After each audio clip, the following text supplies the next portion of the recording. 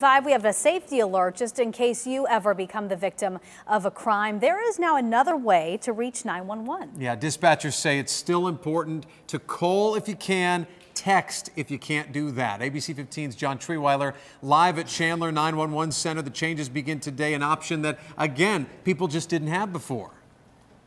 Absolutely right, Dan and Danielle. This is the first morning of it in the Valley. You can now, just like you said, text 911. Michelle is with us again. And Michelle, we've been talking about this all morning here in the dispatch center. This is such a neat resource that we now have here in the Phoenix metro area. 25 different agencies all a part of this. This technology, though, is kind of always evolving. Isn't that correct? Correct. Yes, so it does have its limitations. Again, we want to make sure that we know where you're at, so you have to tell us where it's at. We're still limited to English. That's evolving.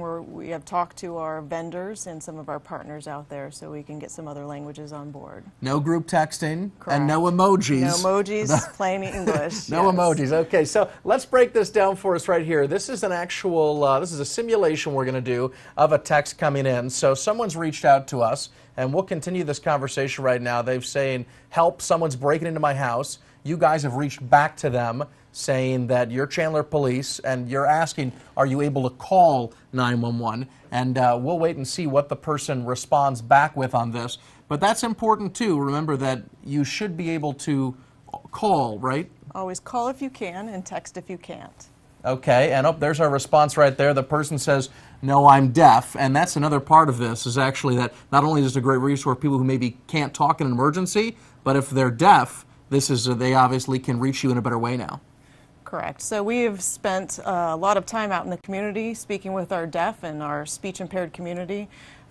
This is a great resource. This is the first time that they've had access to 911. Well, a really great opportunity there, and we can see that conversation continue. Dan and Danielle, that person gives out their address. The dispatcher will continue to talk to them and send them the help that they may need. Guys?